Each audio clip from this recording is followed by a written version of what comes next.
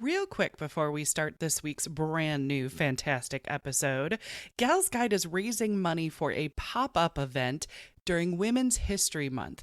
We want to showcase our amazing Women's History Library collection, as well as have events and activities in the central Indiana area.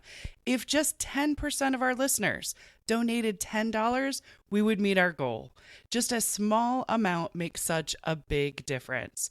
So learn more about our pop-up project and get great rewards. We even have VIP tickets to the preview party, and Bonnie even designed a custom tote bag that says, "I helped build a women's history library." So check it out at galsguide.org and help us fund a pop-up for Women's History Month. Welcome to the Gal's Guide to the Galaxy podcast, where a group of gals gather for you one cool thing around our topic of the month. Is it ancient history? Is it breaking news? Is it safe for work? Well, that's up to each gal. All we know is that...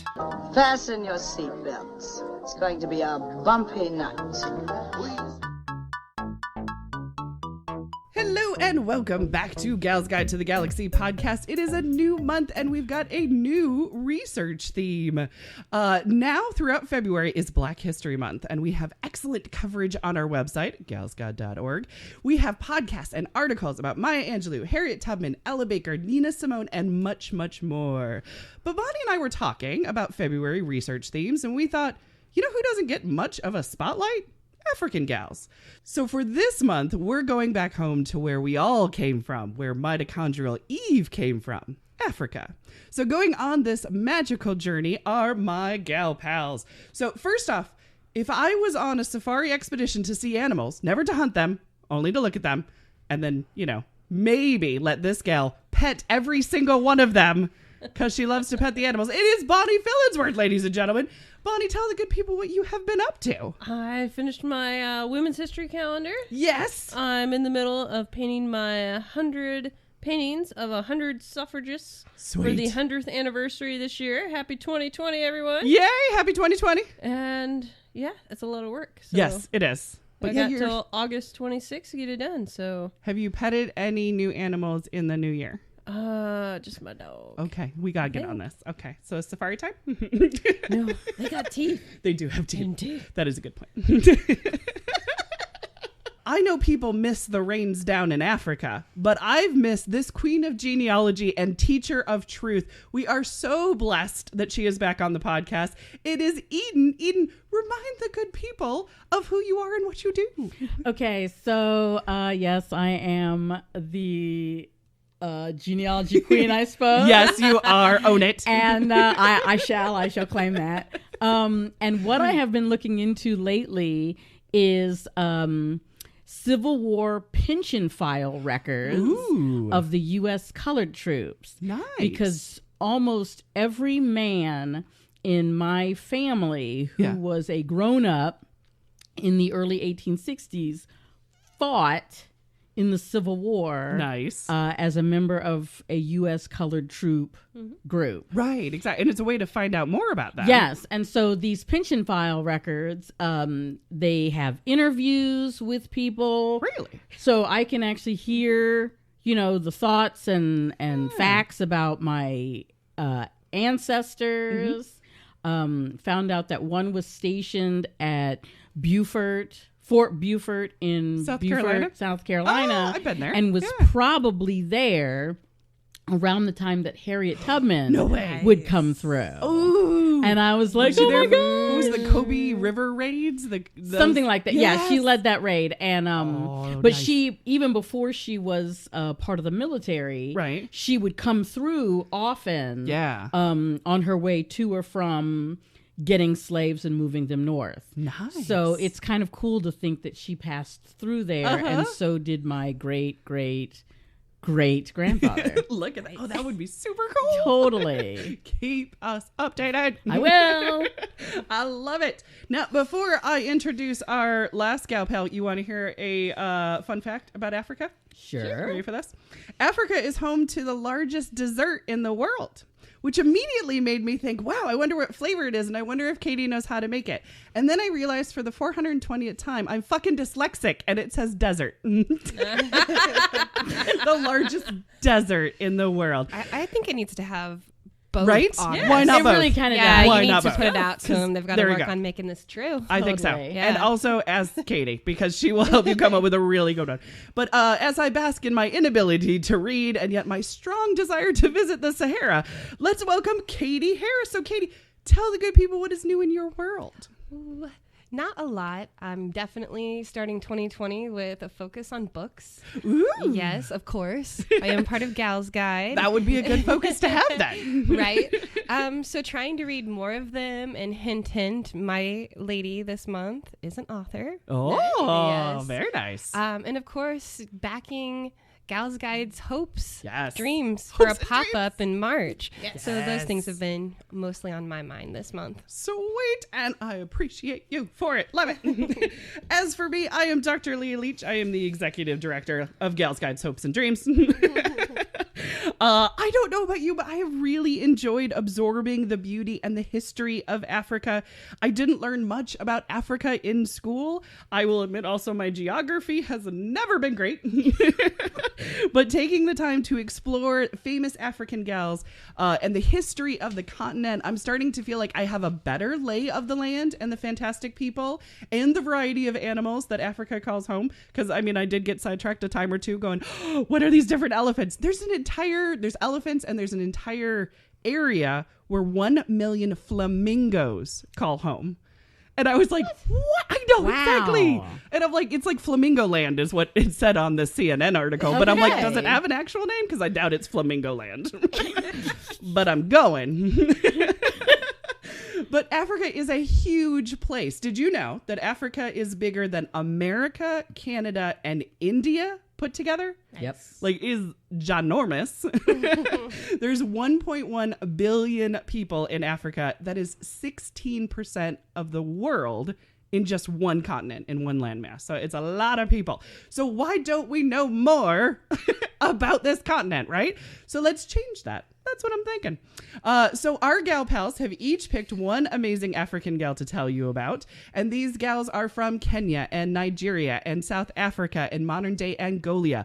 My hope is that hearing these stories will spark a quest to learn more about African gals, because there are entrepreneurs like Magnette Wade, who founded a $2.5 million beverage company from Senegal. Sought after business ladies like Yolanda Kuba from South Africa. There's economists turned bestsellers like Demisa Moya from Zambia, and musicians like Angelique Kidjo from Bien. So there is so much more to explore and so much more to learn about these amazing gals. So let's dive in to the cool gals that we picked. It was hard to pick one, but who wants to go first? Dun, dun, dun, dun, dun. I'll go first. Yay! I love randomly turning my head. And Bonnie. My wonderful lady is Wangari Maathai. Yay! And I'm going to try to pronounce things correctly. But you'll have to forgive me if I don't.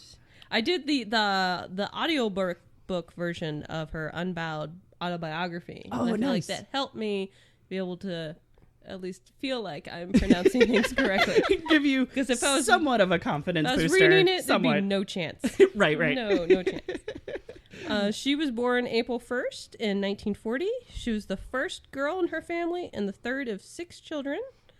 She was born at home where there was no running water or electricity, but plenty of food and clean water.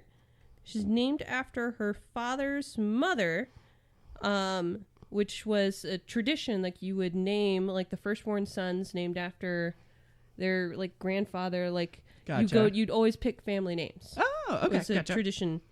And it's also, her name also comes from I'm not sure if myth is the right word, but a story Gotcha. about the founding of the area where she lived, which would one day become Kenya.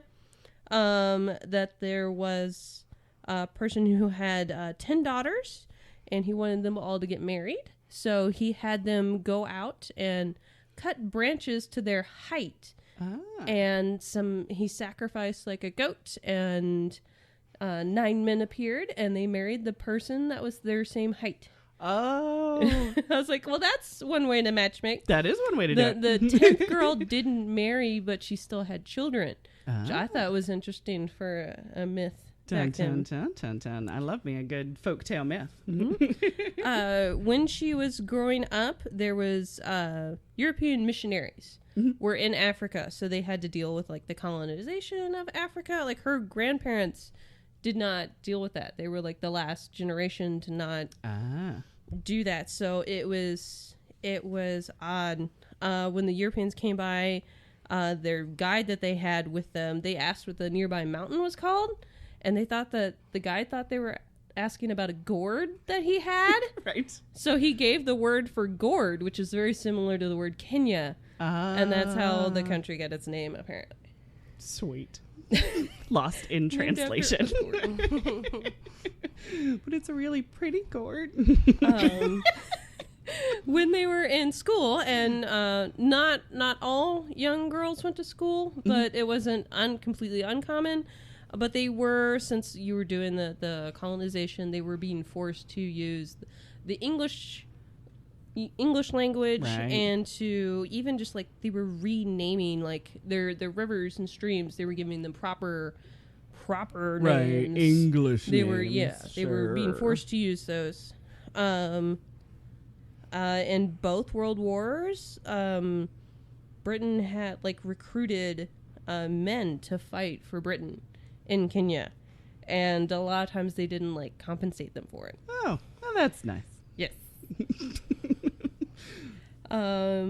They were transforming their culture in like the span of one generation, between their religion, the way that they dressed, their hairstyles, and they wouldn't even let them like do some of their like cultural dances. Oh my goodness. So they were kind of not good. Mm-hmm. She was dealing with a lot of oppression then. Yeah. But she Yeah. didn't.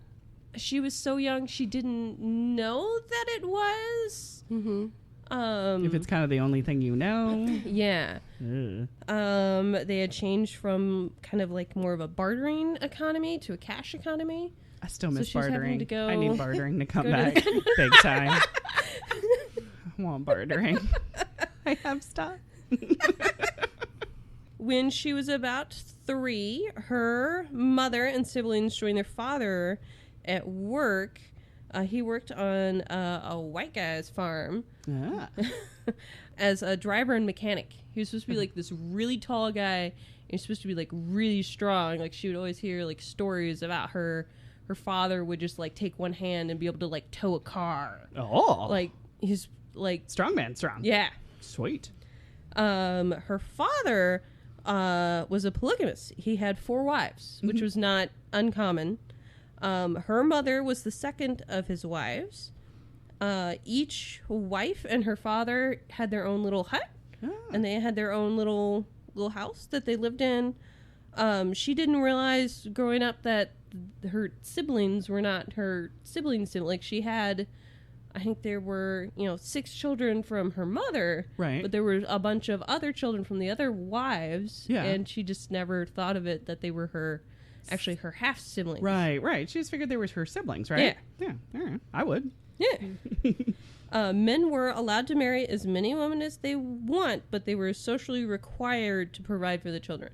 Gotcha. So you could, have 10 if you could take care of them. But if you weren't, you couldn't. It was a big no-no to like run out. Gotcha. Sounds That's good. I think. Until it isn't, then it Yeah. would suck. Let's see. Yeah, in World War I, more than 100,000 young, and I'm still not quite sure where the line is. I think it's bigger than tribe, but they're Kikuyu Okay. is what they're, I don't know. It's like regional Kenyans, I think pre-Kenyans. Okay. Gotcha. It's like, I think it's somewhere smaller than a country, but bigger than a tribe. Okay. But that's their local people are called Kikuyu. 100,000 Kikuyu men were sent to fight, one of which was her uncle that she didn't know about until she was an adult because he never came back. Oh. And her grandmother was very distraught over it. She didn't want him to go. They were like trying to hide him. Right. And eventually they came to her grandfather and like forced him to like turn him in, and she was like, he's never gonna come back, and he's like, he'll be fine. And he didn't come back, and she was so distraught over it because of the naming thing. They always they skipped over him. Like, she forbid anyone to name him because she did not want to be reminded that he would never come back. So she didn't know growing up that she had an uncle because they skipped over him. Because he wasn't named within the family. So, well, I mean, that gives the naming of ancestors all the more importance. It keeps them alive and their story fresh, but that's sad. When she was going to school, it was like the second generation for the colonization, so it was not uncommon for adults to also be in her class. Okay. So there were a lot of adults learning, English and stuff along with her, and a lot of the adults would not like to do, like sweep the floor and stuff. Great. And the teacher would like get on. They're like, "No, you're in the class." So adults and children need to do this.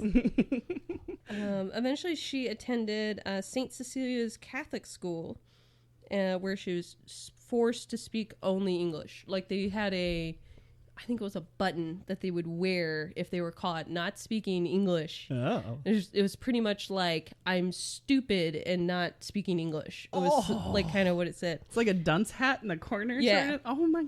So they shamed them into it. It was Catholic school. Well, yeah. So, and it was all girls Catholic school. But she had fun, but she didn't realize till like later, like they would show them like movies, but they would edit out stuff like even just like holding hands. Wow. The Mau Mau Rebellion was soldiers returning for World War II. They ended up, I don't know, I guess there's like something where they've changed it throughout history from being like, at the time they were seen as like terrorists, but I think now they've changed it to they were freedom fighters. Right. But they were... It depends probably on who was writing the history. Yeah, I think they may have had good intentions, but were not doing good things. They basically set up like detention camps. During the uprising, her mother was assaulted by a family member. Like, he broke into the house and had like a knife to her neck. Oh, goodness. And was like, "Give me all your stuff." And she found out later it was like a distant, like a family member. So her mother was like, traumatized by that her whole rest of her life. Even Wangari herself was detained for a few days while she was traveling to and from school. Because it would take like a day or two to get to the Catholic school. And they detained her. They're like, "Why are you traveling?" And they held her for a few days until they were able to actually like contact her family. And they're like, "She's fine." Right. Yeah. She's going to school. Eventually she got into a program for college, and it was somewhere, it's like the Kennedy Initiative or something. Okay. Gotcha. I think is what Obama's father got into. Oh, okay. As well. She traveled to Kansas. Like you do. To go to, it was a Catholic college. Gotcha. Because we're going to just keep the ball rolling there. If it's education, just keep going. That tradition Keep going. alive. Why not? Keep going. But she made like a stop in like 4 different countries. Like, she went from like Kenya to like, she ended up in Norway, and then like Canada, and then New York. It was like, it was several spots. When they landed in New York, I think they took like a bus or train all the way to Kansas. Like, they didn't fly straight to Kansas. Well, they were that would be too much. I don't know. The flying's too much. But on their way, they made a pit stop in Indiana, where she was like in awe of all the corn. They had grown corn like in Kenya. anybody else. Yeah, she had grown corn in Kenya, but I guess like not at that quantity. Well, there's like, a fuck ton of corn in Indiana. And she had never been taught that like corn came from the Americas. Okay. So she just thought it was a Kenyan crop. So Right. she's like, "What is this doing here?" Right. But they stopped. I think a lot of Indiana people are still like, "What is this doing here?" Yes, corn and soybeans. But they stopped at like a rest stop to get a Coca-Cola because that was the thing back in the day, and they were refused service because they were black. Great. Well, Indiana. That's There it is.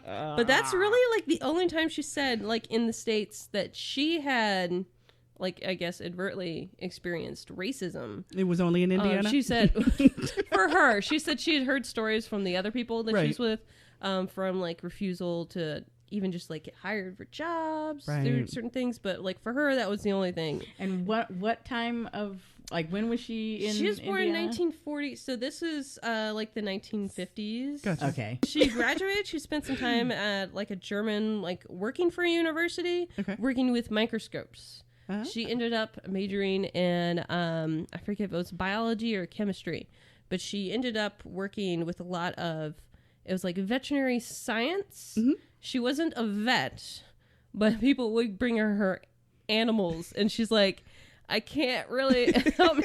She would like be testing like microscopic parasites and stuff Gotcha. to help domesticated animals. Like I think she did something with not lice. But viruses They were the relating to? little, it wasn't even it was like a little mite or something that was affecting like cattle or something. Okay. Maybe ticks? I don't know if it was ticks. Like It was some with kind Lyme of little, disease? Right. some little tiny animal. Little heartworms. Trying to think what else my pets go in for. Eventually, she married and moved to Nairobi, which is the largest city in Kenya. She worked at the local university there with her vet research. Her husband ran for office a couple times. First time he lost, and he ran again the next time around. And he promised people jobs. And this really Nice. worried her because she was like, when I make a promise, I intend to keep it. And Right. she just like kept asking him, like, how do you intend to give people jobs? Like, Right. she was very worried with it. And he was just kind of like, they'll forget about it. It was just like, oh, he's dude. a true politician, Yeah, isn't he? he was like, they Oh. won't remember. And she's like, no, Don't make a promise your they're ass can't gonna keep. remember. Mm. So I believe I learned that in Top Gun, otherwise known as the biblical movie Top Gun. Don't Or write and there's check your also- butt can't cash. There is the people of color version. Yes. Don't write a check your ass can't cash. There it is, exactly. nice. I believe it's etched in stone somewhere. Totally. If it's not, it should be. Right, exactly. But he won that election, and in order to help with his campaign promise, she was very worried started about it, apparently.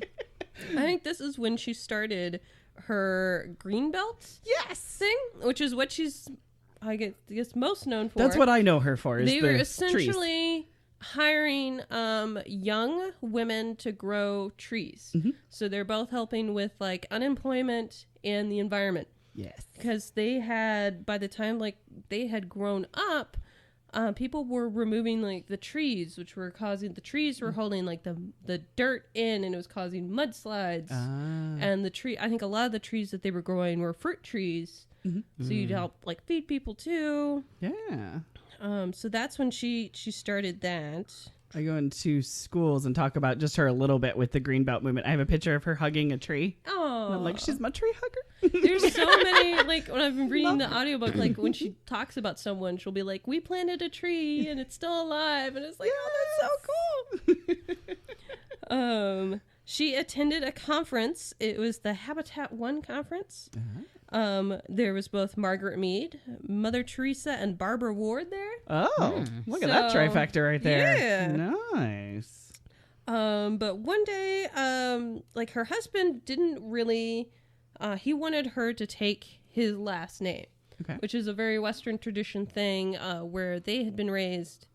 A woman didn't take her husband's last name. She was always referred to, it kind of translates down to daughter of her father. Oh, yeah. Okay. It's kind of like what her name is, or after she has children, sometimes it's mother of whoever. Gotcha. So it wasn't a thing. So Right. she was like, no. She's like, I'm not taking your name. Like, that's not, she's like, I don't need to. Yeah. One day he just got up and left. Oh. Oh my. He took Oh. like the TV. No. Yes. The record player. Oh.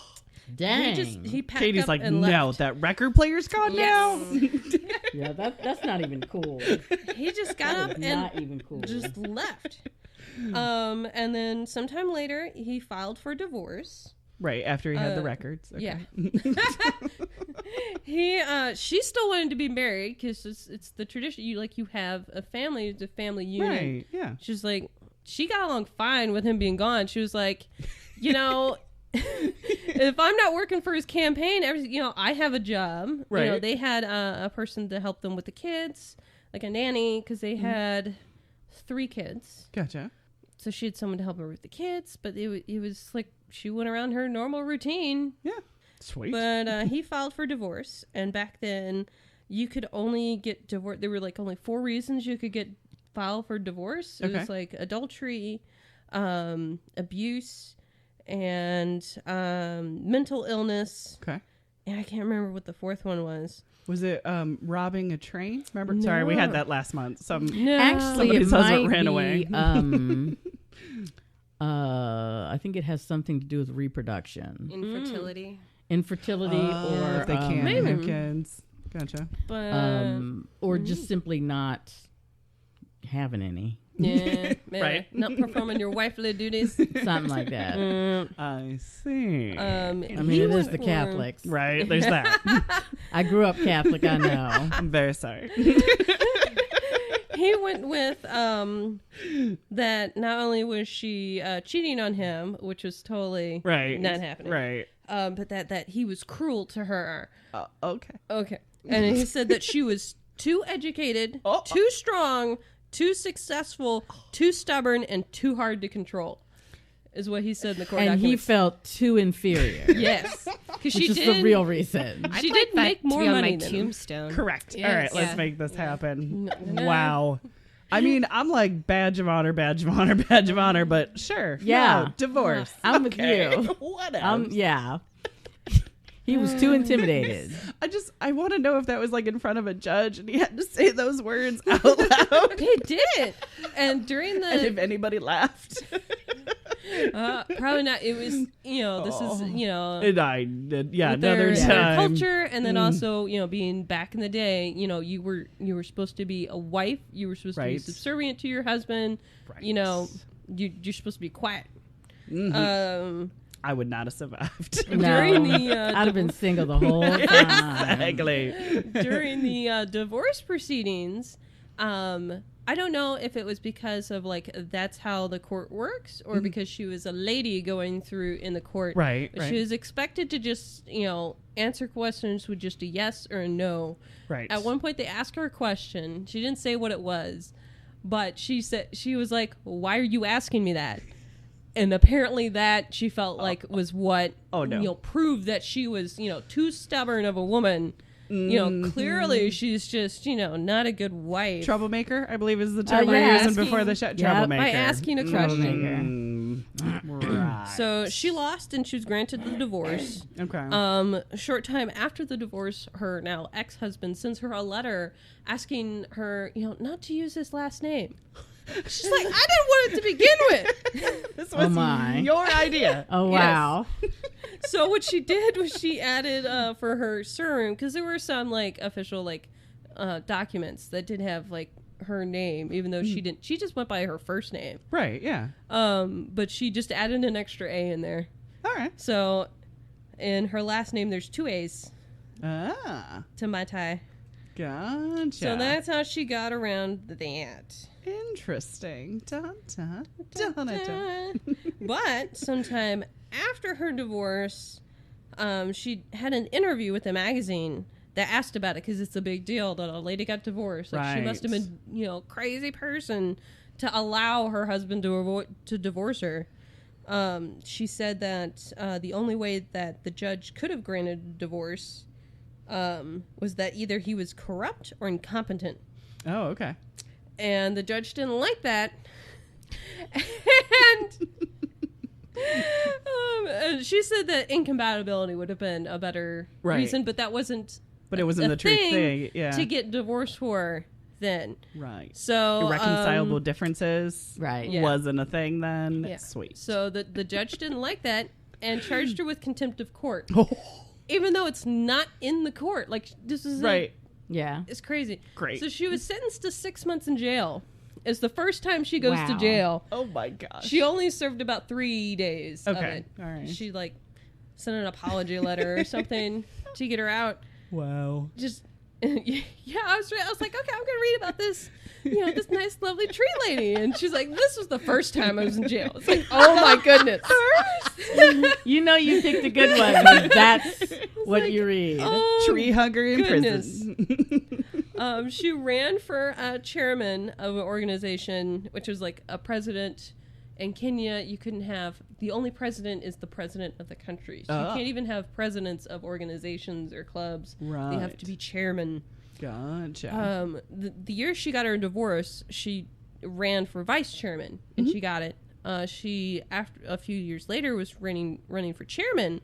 So she was denied because she was a divorced woman. And she was like, y'all had no problem being vice chairman and being divorced. Right. But now it's a thing. Yeah. Sure. She goes to Politics. do her green belt movement like full time, full steam ahead. And there was a quote in there which I thought was like a lovely both inspirational quote and a pun. Yeah. Because of her planting trees. I love puns. So many people have wonderful ideas, but if they do not receive seed money to develop them, they can never germinate. I love it. There was 2 puns in there. I know. I love it. Genius. Favorite person ever. So later, there was a local park near her, and someone had tipped her off that the government was planning to demolish the park and put down a building complex there. Okay. So she had, wrote to her government officials just asking, hey, I heard this. Is this true? Mm-hmm. Let me know. They would, send her a letter back and not answer the question and just, be your typical, thanks for writing to me. Right. I really hope you support me during the election. Well, yeah. Mm-hmm. Well, and at this point, the government is a one-party system. Okay. They're saying they're democracy, but it's this sounds like some North Korea stuff going on. There's here. no other candidate to vote for, so it is what it is. So the government was pretty corrupt. But, she kept asking about it, and she would get all these letters back. Eventually, she sent both her letters and the letters she got back to the press. Mm-hmm.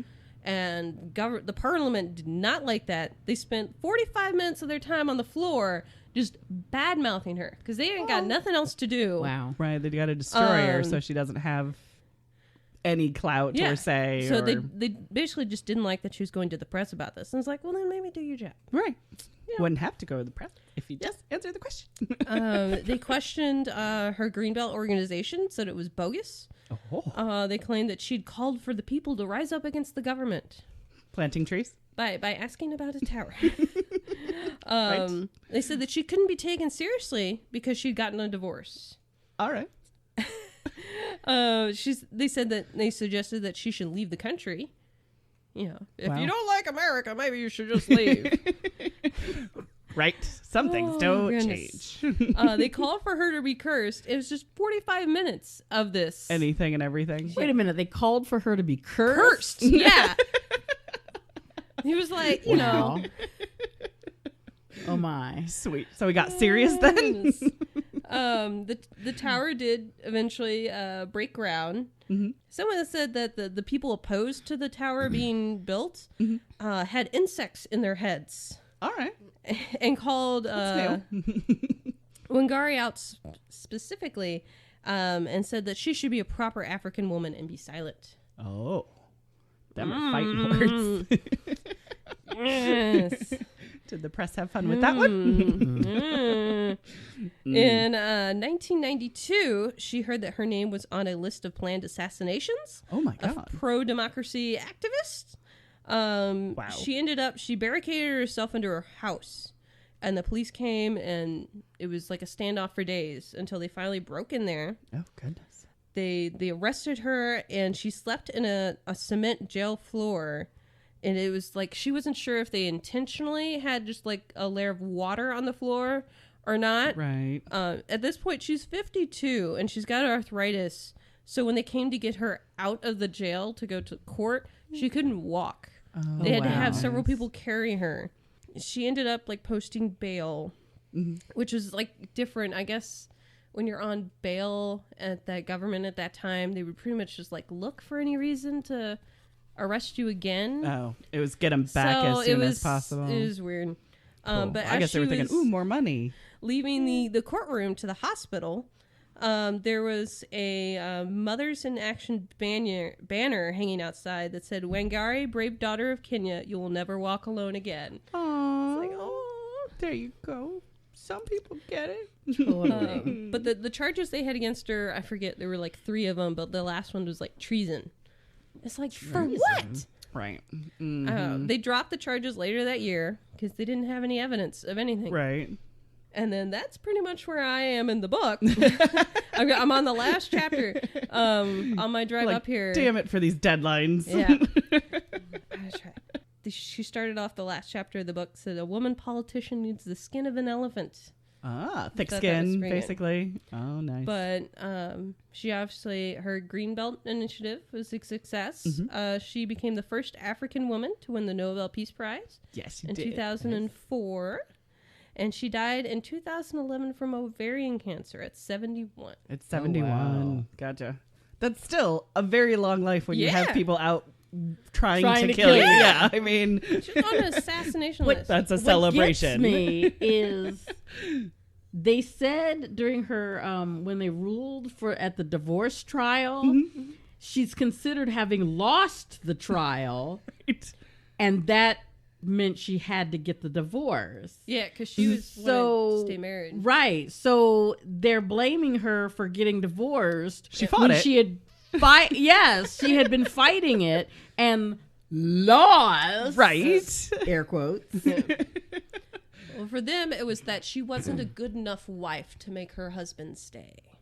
That's Yeah. just crazy. Yeah. And that her husband even wanted to leave is proof that right. she was just not a proper wife. So, what is the name of this book again? It is called Unbowed. It's her autobiography that she wrote in 2004, the same year that she won the Nobel Peace Prize. Cool. Sweet. And it was really good to do that because, if I hadn't done the audiobook, I would have no idea how to pronounce a lot of these words. Right, exactly. But no, it's really good. She talks about, like, she spends a lot of time talking about, like, her environment growing up because she lived on, like, a farm. Yeah. So she was always, she talked about, like, her mother planting plants. There's all this, like, keys into stuff later. Yeah. It's kind of like, I was almost going to say dropping seeds that grow. Oh my God, I almost did it. But yeah, like just her life connecting the dots kind of in a way where it's like, something that you think, oh, it's not a big deal. I grew up around this becomes so part of her purpose in life later. It's, you never know where inspiration's like going to take you. It's quite fun. She had popped up when I was researching for my calendar and she kept popping up. Nice. And I was like, I got to research her. Yeah. And so I was like, okay. I appreciate it because I always wanted to know more about, like, I knew 2 sentences about it really, and I'm like, I got to dig in more because I like trees and I'm going to plant more. I was not expecting a revolutionary. Yes. Sweet. With gardening. Right. Anything can be revolutionary if you let it. Totally. Well, that wraps it up for us this week. Join us next week as our next gal pal shares her one cool African gal as Gal's Guide to the Galaxy podcast continues. Thanks for listening. Before you hit stop, don't forget to go check out galsguide.org and donate just $10 to our crowdfunder. I appreciate it. Thank you, and have a pleasant evening. For show notes, links, and images from this week's show, visit galsguide.org. Want exclusive stuff like deleted bits and major bloopers? Become a Gals Guide patron today. Thanks for listening.